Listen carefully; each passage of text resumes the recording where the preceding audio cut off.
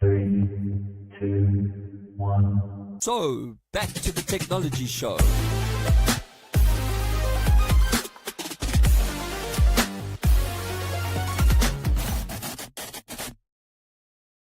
It is the technology show where we translate geek into regular speak. I'm Brett Levy. I'm your host this week.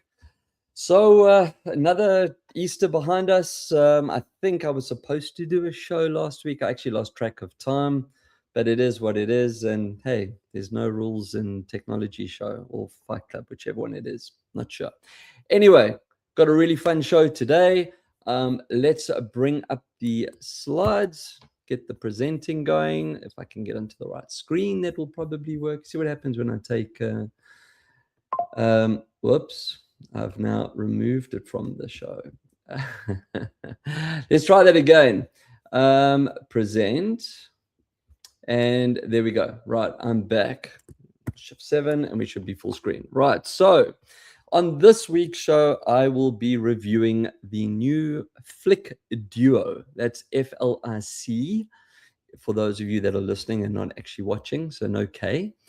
I've spent quite a bit of time with this little device, and previously, and on quite a few shows ago, I did the original Flic button, and that's actually still stuck on the side of my bedside table. So, been a long time fan of this technology.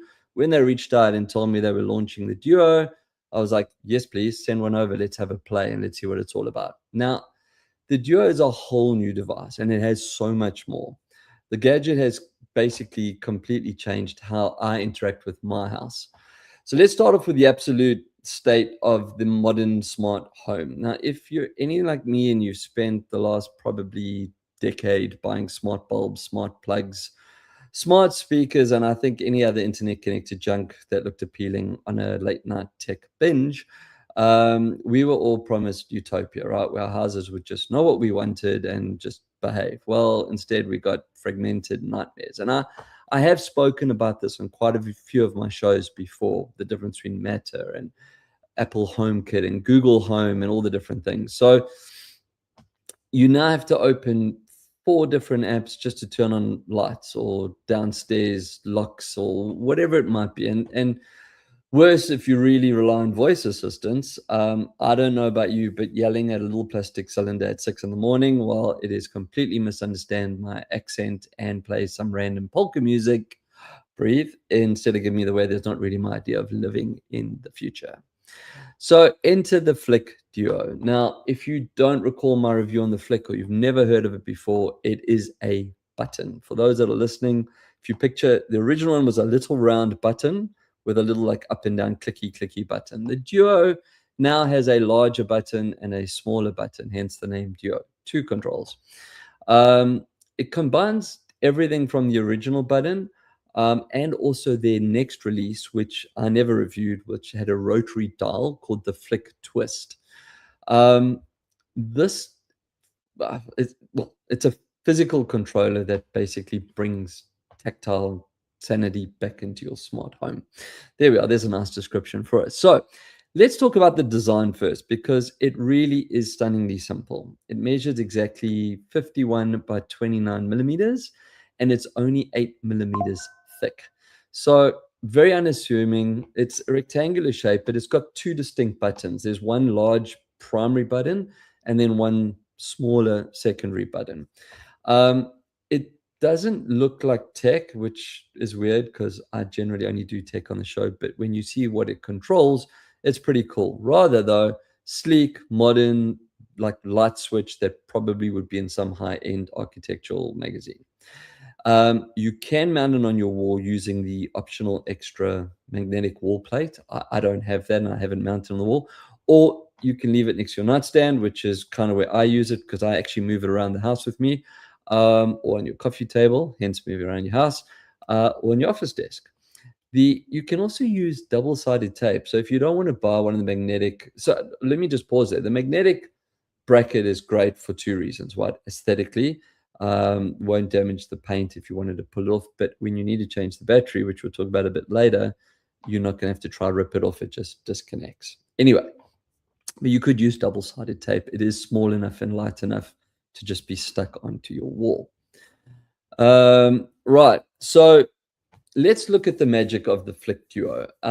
Now, there are the two buttons themselves, which you can obviously program separately, but it's actually the internal motion sensing and gesture controls that really makes the Duo different from anything else that I've played with in this genre as a whole, all kinds of remotes and buttons. The Flic team has basically managed to cram accelerometers and orientation sensors into this little tiny 8mm frame. And because of this, the device actually knows if it's stuck to a wall or if you're holding it in your hand. Now, that opens up a different world of control because you can do different things with it. If you're holding your hand, you can even use it as a click presentation tool, which I've done. But if it's on the wall and it's vertical, it now knows that it needs to control lights, for example. But you don't have to just push the buttons. Now, if you're watching the screen, I've put up an example of some of the different combinations. There's push, there's double push, there's hold and swap, there's hold and twist. But because you have the two buttons, you actually have 10 primary controls because you've got 5 different gestures across 2 different buttons, hence the 10. And then with the Flic Duo on the wall, the gesture controls actually behave differently. So if you're holding it in your hand, so it's lying on the coffee table next to your bed, in other words, it's not locked down, you get a different experience to what you would if it was actually on the wall as well. So effectively, you actually have about 30 different command combinations from one little button. Now, let's use some real world examples because that's obviously where you understand why this is a game changer. Now, imagine your morning routine. I don't know what yours is like, and I don't know if mine's always the same, but I'm going to use the word routine just for the description of the show. So right now, you probably wake up, you squint at your phone. Well, I squint at my phone because I haven't got my glasses on. You fumble to turn the alarm off. That's actually normally the thing that wakes you up, right? Wake up through the alarm, try to find the alarm, squint at your phone. Navigate to your home app and turn on the coffee machine. I'm just showing off now, but I can do that. With the Flic Duo sitting beside your bedtime, you just reach over and without even opening your eyes, hold down the top button and swipe up. That's it.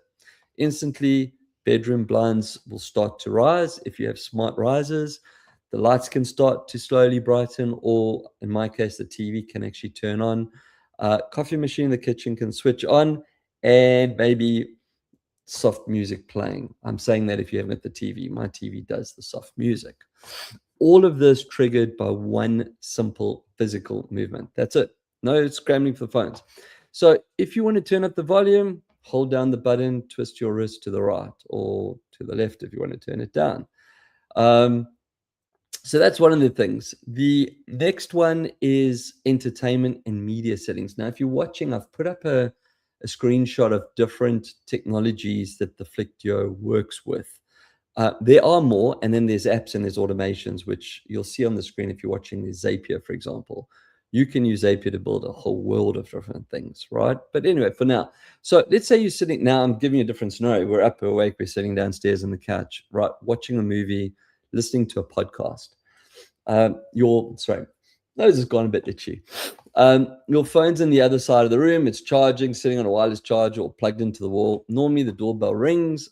You have to pause your music, or you have to get up or shout at your voice assistant. With Flic Duo, sitting on the coffee table just in front of you, pick it up, give it a double push to pause the music. You can then hold and swipe to skip to the next track if it's too loud, or you can hold the button and twist the device just to like dial the volume down. So you can use it like almost as a physical old school volume up and down rotating knob. It also works natively with systems like Sonos and Spotify. Now, I actually use Apple Music, but my son uses Spotify. So when I tested it on Apple Music, I actually had to go through a different setup. But on Spotify, it was native. It was just built in. It just worked. But the volume knob is pretty cool because given a world of touchscreens, you've actually got this like feeling of twisting against the knob, which was pretty cool. Anyway, I've also set it up to work in my office. So when I'm working at home, maybe working on strategy, I've now programmed the bottom button of the Flic Duo to activate what I call focus mode. So one push, office lights change to cool blue, phone goes into do not disturb mode, air conditioner drops to 21 degrees, and playlist starts banging out tunes. All of that one push. Double push turns everything off, turns the lights back to normal. which is daylight white, and then I need to jump, or if let's say I need to jump on a video call. So one push, everything stops, lights come up, I jump on the video call, right? So it's really, really cool. Now, just think about what I was saying. If I was sitting in a maybe dimmed room, music blaring, and I have to jump on a video call, I've got to swipe my mouse, get into the music app, turn it off or push pause, stand up, go and find the light switch, turn on the lights to normal lights or change the settings. Literally one push. The hardest thing I have to do is remember which push it is, if it's the top button, the bottom button. But I don't actually have to, because there are stickers that you can buy as well that have little lights or can put off a sign. They're like all little not emoticons. What do you call little sticker shapes? Vectors.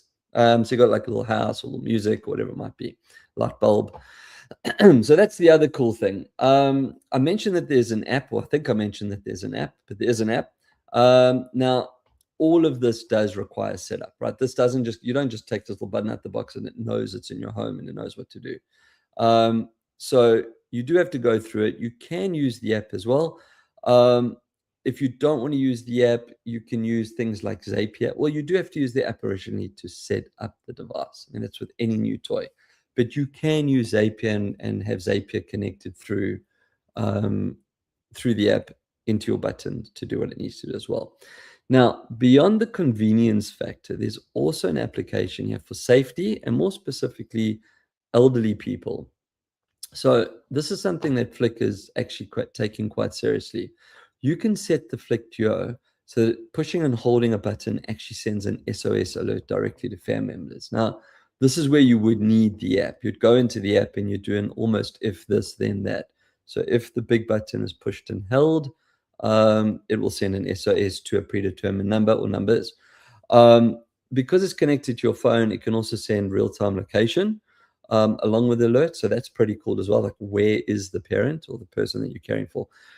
Flic has also said that they'll be rolling out fall detection soon. Now, that means that the sensors inside the Flic Duo will actually automatically detect a sudden drop and impact, and it will immediately send out an emergency alert. So even if without the user pushing a button.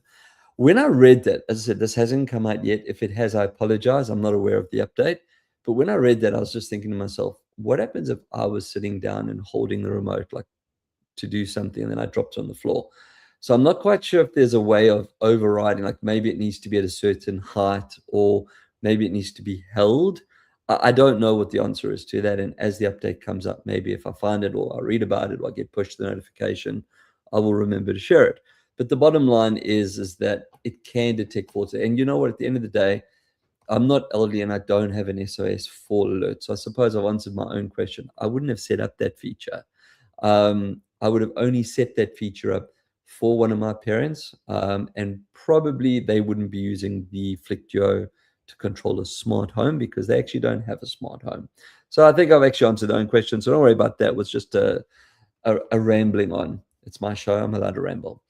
But basically, if you do have elderly parents living alone, that could really save it, could actually save a life. And then there's also Find My Flic feature that will be coming out. I don't think that's been released yet either. I stand corrected, but I don't think that's released either, where you can actually get the little device to emit a loud beep. So if you ever lose it, like let's say you are using it as a smart control. In my scenario, I've got 3 different scenarios set up. One's in the bedroom, one's downstairs where the living room is and the TV's in that, and the other's when I'm working in my office. So if I don't know where it is and I've lost it, I could use Find My Flic through the app and it'll make a loud beep. Pretty much like Apple AirTags Go, and remember I reviewed that Pet GPS a few weeks ago. So it's the same type of thing. Let's quickly talk about the technical specs of the battery life, because batteries are always the things where any form of tech falls short. Now, most wireless switches need charging every few weeks. In fact, I have a Google Nest camera as my doorbell. It does alert me when the doorbell's getting run, but if you're using video a lot, then it will run down a lot quicker, right? So the good news is the Duo runs on a standard CR2032 coin. They also claim, I have to say claim because I wouldn't know yet, it's still new, that a single battery will last up to around 3 years of normal use. Now, normal use will be a couple of interactions per day, right? If you're doing your morning routine and so on, that's a long time. So you literally stick it on the wall, configure it, and then just forget about it till 2029. Yeah, so now there is a slight catch to the Flic and everything that I've described. If you the Flic Duo will do what it needs to. It connects directly to your phone via Bluetooth and will do all these basic tasks. But if you want to unlock the real fancy stuff, like the hold and twist, for example, which is a dimming feature or volume up and down feature, then you do need to get one of their hubs. They have two hubs. They have the Flic Mini hub, which is a little round, simplistic hub. And then they have the Flic Hub LR, which has got, I suppose, more features, more range. Basically, both of these, though, will plug into your router, and then it kind of acts as the brain for the house. So it'll support Apple HomeKit. It'll support Amazon's Alexa, Google Home, all of that natively. It also supports Matter. Now, I've spoken about Matter before, which is kind of your general protocol to help all kinds of things work. I'm not sure if you could use a Matter hub, like a general Matter hub, to control that. I didn't think to try that. I do have one. Maybe I'll have a look, see. Anyway, but yeah, so if you do want to do those things, you do need it. The Flic Duo is not the cheapest button on the market, but without a doubt, it's the smartest and most versatile. So just bear that in mind. If you're looking to do multi-functions, don't fall down the trap of like, hey, this sounds cool. Let me go and find one on Temu or something that might do something similar. Cheaper, yes. Feature-wise, probably not. If you have a very simplistic need, yeah, maybe a short little cheap button does the job. I don't know. Have a look at the Flic button, just the simple button if you don't need the Duo.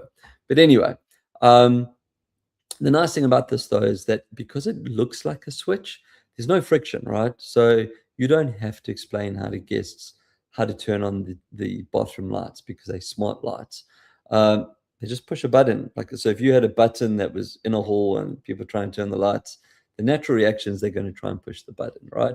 Turning on the TV, turning off the TV, if there's a little button thing that's sitting on the table next to you with a little TV sticker maybe, and you push it, TV's probably going to turn on. So basically, full digital automation controlled with physical interaction. Absolute yes for me. I'm probably going to get a few more of these, put them around the house. So I don't actually have to keep carrying it around with me, or I could actually physically mount it onto the wall. So that is things with a Z. Yeah, Flic Duo from the Flic family, FLIC. And if you need to find some more information, flic.io. Anyway, right, where are we now? Onto tech news. What we got with tech news first? Oh, this is exciting. So GoPro is back. I'm not suggesting they were ever gone, but we've seen a lot of DJ releases. I'm trying to think of the other brand. Gone blank, but there's another brand that's been playing in the GoPro space as well that's really been shaking things up. We're talking about GoPro, the Mission 1 series, which basically it's probably their biggest product shake in, I don't know, 15, 20 years maybe. But basically, it's 3 new professional grade cameras, whole new ecosystem, new accessories. And if you're into extreme sports or content creation, you're going to want to keep an eye on this. I said what we're seeing is that there's a lot of different tools appearing, like the DJ Osmo, I think is what my son uses. But if you're looking for a camera that can be rugged and really go through the hard knocks, which is where GoPro made its name, right? But now with 4K and software and different accessories and so on, have a look. Mission 1, I don't think it's going to disappoint, but yeah. Dyson. So Dyson's got a really interesting, and Dyson always has interesting stuff, but they've gone into the portable cooling market now. So they've launched their first ever handheld fan. It's called the Hush Jet Mini Cool. It's right in time for the Northern Hemisphere summer heat waves, but late for us down here in the South. But in true Dyson fashion, highly engineered, over-designed. It's going to blow away every single cheap little plastic fan that you see people walking around with. It won't be cheap. It's a Dyson, but it will work. One thing I do have to point out is out of the bag, it's got this little cool neck strap. They call it the neck dock. You can hang it around your neck, and the design, if you look at the screen, you'll see, but the fan is right at the top. So if you were holding it in your hand, like think about a microphone for those that are not watching the show, you could if the part that you would speak into is where the fan is blowing upwards. So if you hang it around your neck using the neck dock, that is just perfectly blowing up straight into your face to keep you cool while your hands are free. So well done, Dyson. I assume the word hush in the name Hush Jet means it runs quietly. So yeah, interesting space for them. And then from quiet to, well, it would be loud when you hook speakers up to it. Sony has just dropped an absolute bombshell when it comes to gaming. They've now released the InZone M10S2 gaming monitor. So we have had the M10S. This is now the second iteration of it. It's a 27-inch QHD OLED display that hits 540 hertz refresh rate. You got to just actually stop and pause for a second, right? Most monitors are 250, 300 hertz. This is 540 hertz. It also has dual mode that pushes up to 720 hertz if you drop down to HD. So in full glorious QHD, which is 4K, it's 540 hertz, or in HD, which for gaming is probably good enough, it's 720 hertz refresh rate. Now, for anyone that doesn't actually understand what refresh rates are for, when you're playing a game and you move from left to right, the screen has to rebuild itself or refresh. Lots of screens on the market are between 60 and 128. Top end screens are 240. And that kind of is where the norm is. The 240 spec, we're talking about 720 or 540. So it's double what's out there at the moment in most of the screens. It's insane. Anyway, well done, Sony. And then the last story that I have on tech news is Lenovo is trying to save the modern car industry from itself. They've just announced an auto AI box, which basically is a scalable plug-and-play platform for automakers. So instead of car companies spending billions trying to, well, and mostly failing if you look at some of the onboard car systems, but spending billions and building rubbish in-house stuff, they can now just plug the Lenovo box in and instantly get world-class vehicle AI. They've partnered with NVIDIA. So you've got NVIDIA graphics or GPUs running on Lenovo's understanding of tech. It's going to be pretty cool. So really smart shortcut. Hopefully it'll stop my car from trying to turn on the wipers every time I ask for directions. I did do a little bit of a hack on some of my in-car automation, and it didn't work so well. So yeah, looking forward to seeing how many of the car companies actually adopt that and just roll AI a little bit further. So that takes us to the end of tech news. Are you game? This was super fun. I haven't done this for a while, right? So big VR fan. I usually like to play normal games, but every now and then I do like to immerse into VR. So I've just finished playing Tavrn's Takedown. So Tavrn, as in the place where you drink, but it's spelled Tavrn. So no E between the V and the R, and the VR is in capitals. So Tavrn's Takedown. Brand new physics driven VR brawler. I played on MetaQuest, streamed through PC VR from Steam.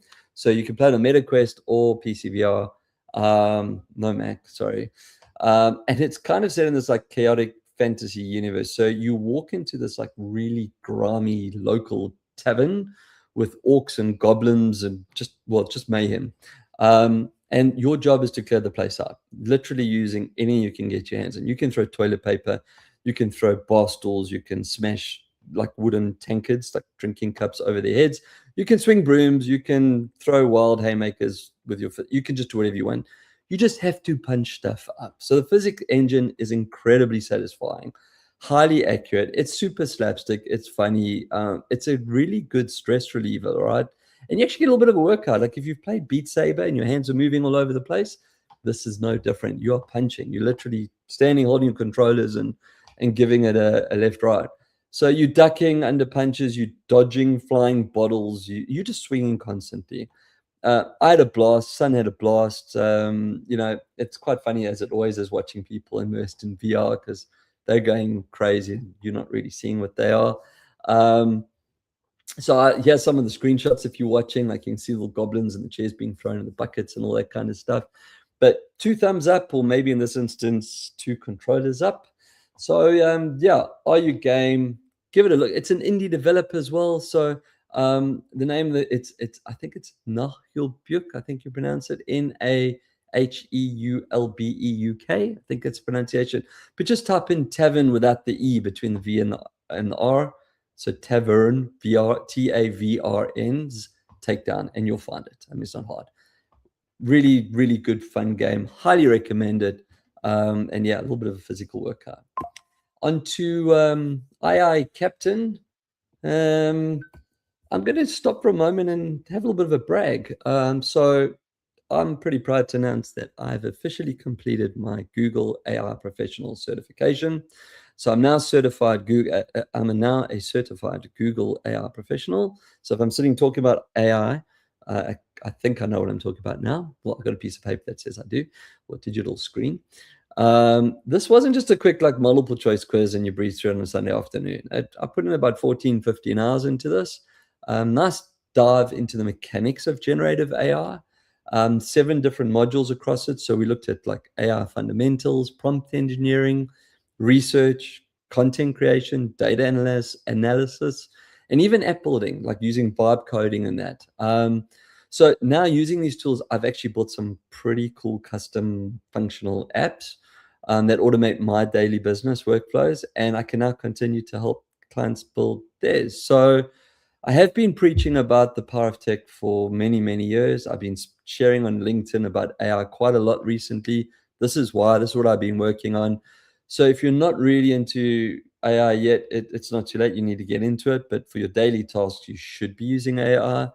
If you need help, reach out. This is what I'm doing with a lot of clients at the moment, helping them take AI and automation and bring it all full circle. So yeah, that was my AI Captain for today, which means that takes us to the end of the show and Q&A. So let's bring up, oh yeah, I saw this. I do like this one. Yeah, so, hey Brett, my teenager needs a laptop for high school, and the school recommends getting a Chromebook. I saw the news about the new Apple MacBook Neo that just launched recently. Is the Neo just an overpriced Chromebook?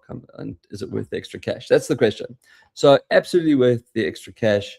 Apple quietly dropped the MacBook Neo to target this exact market. So that puts it right into the premium Chromebook price territory. Difference is that it's a Mac, right? Neo is not a cheap piece of creaky plastic. It's got premium Apple aluminium enclosure, 13-inch liquid display. It runs on the A18 Pro chip, which was a mobile design chip.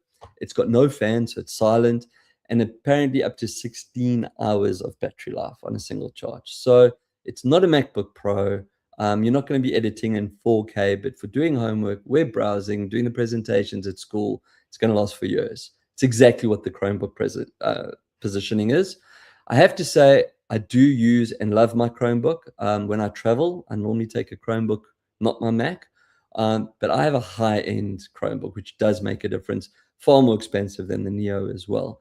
So to the original question, Neo would definitely be, or probably be, a better buy and intended use case than the Chromebook at school level. It's a choice. That's all I'm going to say. So yeah, definitely hope that answers the question. So yeah, that takes us to the end of it. So until next time, keep your screens clean and your knobs shiny.